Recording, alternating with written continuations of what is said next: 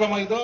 ಯಾಕಂದ್ರೆ ಇಡೀ 224 ಕ್ಷೇತ್ರಗಳಲ್ಲಿ ಯಾರು ಮಾಡಿದಂತ ಕೆಲಸ ನಮ್ಮ ಜನಪ್ರಿಯ ಶಾಸಕರಾದಂತ ಶರತ್ ಬಚ್ಚೇಗೌಡರು ಮಾಡಿದ್ದಾರೆ. ಅವರಿಗೆ ನಾವು ಹೃದಯಪೂರ್ವಕ ನಗರ ಮತ್ತು ತಾಲೂಕಿನ ಪರವಾಗಿ ಅವರಿಗೆ ಹೃದಯಪೂರ್ವಕ ಅಭಿನಂದನೆಗಳು ಸಲ್ಲಿಸುತ್ತಾ, ಈ ವೇದಿಕೆ ಕಾರ್ಯಕ್ರಮಗಳಲ್ಲಿ ಆಸೀನರಾಗಿರ್ತಕ್ಕಂಥ ನಮ್ಮ ಶಾಸಕರಾದಂತ ಶರತ್ ಬಚ್ಚೇಗೌಡ್ರೆ ಮತ್ತು ದಾನಿಗಳಲ್ಲೇ ದಾನಿಗಳು, ನೇರ ನುಡಿಯ ನಾಯಕರಾದಂತ ನಮ್ಮ ಬಿ ವಿ ಬೈರೇಗೌಡ್ರೆ ಮತ್ತೆ ವೇದಿಕೆ ಮೇಲೆ ಇರ್ತಕ್ಕಂಥ ಎಲ್ಲಾ ನಾಯಕರುಗಳೇ, ಈ ಹೊಸಕೋಟೆ ಬಗ್ಗೆ ತುಂಬಾ ಕಾಳಜಿ ಇರ್ತಕ್ಕಂಥ ಕುಟುಂಬ ಯಾವ್ದಾಗಿದೆ ಅದು ನಮ್ಮ ಬೆಳಗನಹಳ್ಳಿ ಕುಟುಂಬದವರು.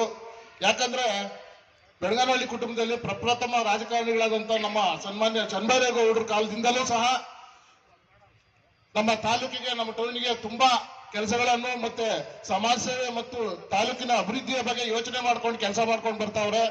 ಯಾಕಂದ್ರೆ ಮುಂದಿನ ಕಾಲದಲ್ಲಿ ಈ ದೊಡ್ಡ ಮೋರಿ ಇತ್ತು, ಮಳೆ ಬಂದ್ರೆ ದೊಡ್ಡ ಮೋರಿ ತುಂಬಿ ನಮ್ಮ ಕೆಳಗಿನ ಪೇಟೆ ಎಲ್ಲ ತುಂಬೋಗ್ಬಿಡ್ತಾ ಇತ್ತು.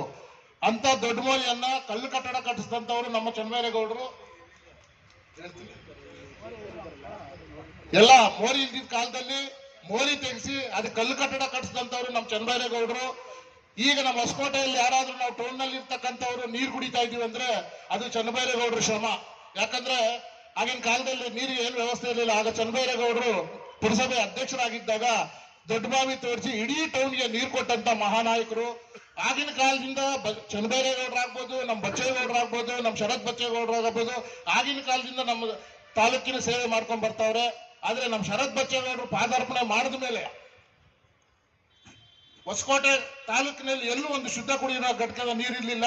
ಯಾಕಂದ್ರೆ 1400 ಅಡಿಯಿಂದ ಫ್ಲೋರೈಡ್ ಎಂಬ ವಿಷಕಾರಿ ಬಂದು ನೀರು ಕುಡಿದ್ರೆ ಎಲ್ರಿಗೂ ಮೂಳೆ ಸೌದು ಕಾಯಿಲೆಗಳು ಬರ್ತಾ ಇತ್ತು.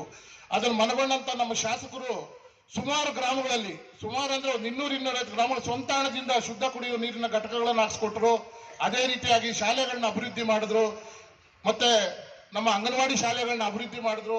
CSR ಫಂಡ್ನಿಂದ ಸುಮಾರು ಶಾಲೆಗಳನ್ನ, ಹಳ್ಳಿಗಳಲ್ಲಿ ಶಾಲೆಗಳೆಲ್ಲ ಯಾರು ಅಡ್ಮಿಷನ್ಗಳಾಗ್ತಾ ಇರಲಿಲ್ಲ, ಈಗ ಒಳ್ಳೆ ಅಡ್ಮಿಷನ್ಗಳಾಗ್ತಾ ಇದೆ ಸ್ಕೂಲ್ಗಳು. ಅಂತ ಕೆಲಸ ಮಾಡ್ಕೊಂಡ್ ಬಂದು ಇವತ್ತು ಶಾಸಕರು ಮೊನ್ನೆ ಒಂದು 2-3 ತಿಂಗಳ ನಡೆದಂತ ಘಟನೆಗಳು, ಯಾರೋ ಪಾಪ ಮಕ್ಕಳು ಆಟ ಆಡೋ ಟೈಮಲ್ಲಿ ಲೈನ್ ಮೇಲೆ ಒಂದು ಕಡ್ಡಿ ಬಿದ್ದು, ಕಂಬಿ ಬಿದ್ದು, ಅವನು ಹುಡುಗ ಫುಲ್ ಬರ್ನ್ ಆಗ್ಬಿಟ್ಟ. ನಂತರ ಒಂದು ಮಹಿಳೆ ಬಟ್ಟೆ ಒಣಗಾಗೋ ಸಮಯದಲ್ಲಿ ಟ್ಯಾವಲ್ ಬಟ್ಟೆ ಬಿದ್ದು ಅಮ್ಮ ಸತ್ತಿದ್ದನ್ನ ಕಂಡಂತ ನಮ್ಮ ಶಾಸಕರು ಇಡೀ ತಾಲೂಕಿನಲ್ಲೆಲ್ಲ ಓಡಾಡಿ ಟೌನ್ನ ಎಲ್ಲ ಪರಿಸ್ಥಿತಿ ನೋಡಿ, ಲೈನ್ಗಳು ನೋಡಿ ಭಯ ಬಿದ್ದು ಶಾಸಕರು ನಮ್ಮ ಇಂಧನ ಸಚಿವರಾದಂತ ಜಾರ್ಜ್ ಸಾಹೇಬ್ರ ಹತ್ರ ಯಾವುದೋ ಒಂದು ಚರ್ಚ್ಗೆ ಕಾರ್ಯಕ್ರಮಕ್ಕೆ ಬಂದಾಗ ಅವರಿಗೆ ಒತ್ತಾಯ ಮಾಡಿ ಈ ಇದನ್ನ ತಂದಿದ್ದಾರೆ. ಅವರಿಗೆ ಹೃದಯಪೂರ್ವಕ ಅಭಿನಂದನೆಗಳು ಸಲ್ಲಿಸ್ತೇನೆ. ಇದೇ ರೀತಿಯಾಗಿ ಇಂಥ ಶಾಸಕನ ಪಡೆದಂತ ನಾವೆಲ್ಲ ಧನ್ಯರು ಅಂತ ಹೇಳ್ತಾ ನನಗೆ 2 ಮಾತು ಮಾತಾಡಲು ಅವಕಾಶ ಮಾಡಿಕೊಟ್ಟಂತ ಎಲ್ಲರಿಗೂ ನಾನು ಮಾತು ಮುಗಿಸ್ತೇನೆ. ಜೈ ಭೀಮ್, ಜೈ ಭಾರತ್.